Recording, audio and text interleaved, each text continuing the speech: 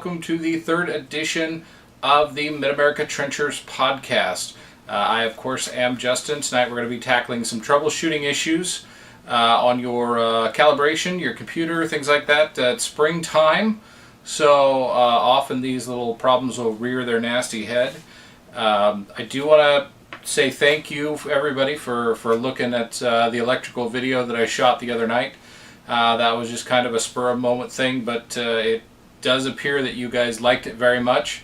We had a lot of activity on that video, and it looks like you want more, so I'm going to do my level best as we do to give you more. Now, there's going to be formal videos on the new line of machines coming out, and those will be coming up hopefully very soon, but I will try and do some more sneak peek stuff as well. So for those of you watching on Facebook, we're also on YouTube.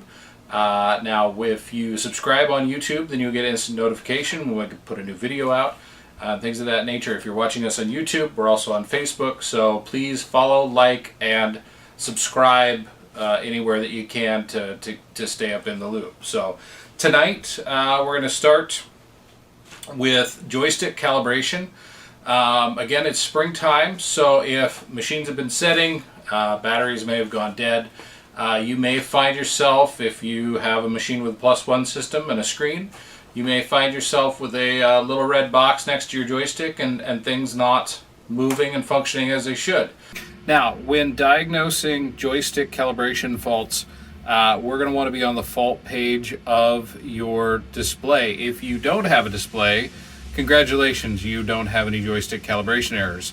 But if you do have a display, you're going to be looking for the fault page. Now, depending on your particular screen, your process of getting to this screen may vary, but at the end of the day, we're looking for the fault screen, and we're looking for faults on propel joystick, dig joystick, dig PSI, dig pot, transmission PSI. Now, the three that are really going to matter here and that we're going to get calls on is going to be the propel joystick, the dig joystick, and the dig pot.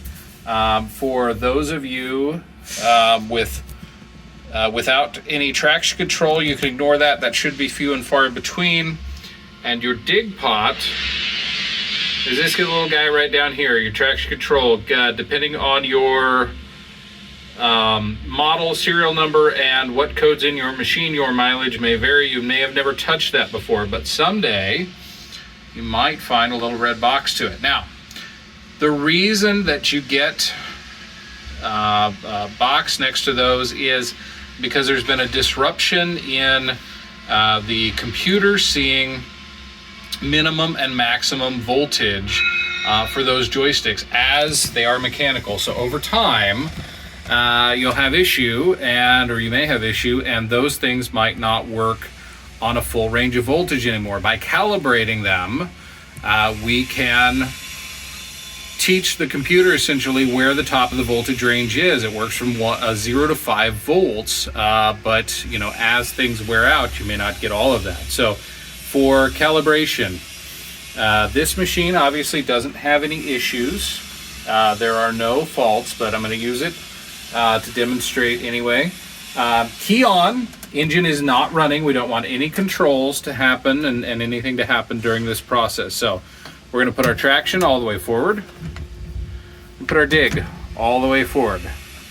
We're going to turn our dig pot all the way up, and we're going to give that a 30 count. 10 is usually sufficient, but for sake of purposes and for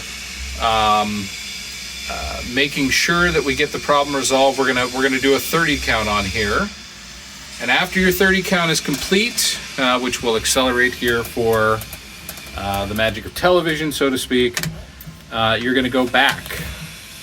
All these controls again, dig pot down to 0, and often at this time you'll see that red box go out completely. Give that a 30 count.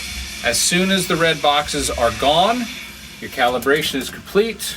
Return everything to its normal, return your joysticks to neutral, and your joystick calibration is 100% complete. Red boxes are gone. We're ready to go back to work. While we're on the subject of faults, another common occurrence that can happen is a CAN fault. As you can see on this screen, we have an MC24 CAN fault, MC50 CAN fault, and the J1939 fault. Now, these are classified by device number, and the MC24 is a 24-pin controller on this machine. Again, just like the joysticks, depending on your make, model, serial number, and software, this may change. You may have a 24 pin, you may have two 50 pins, you may have an 88 pin, but the root cause will be all the same. So the 24 is a 24 pin expander, the MC50 is the 50 pin controller, and the J1939 is the Cummins engine. Now, when you have one of these CAN faults show up with a little red box beside them, what that means is the display is not able to see that computer. It's not responding to the signals.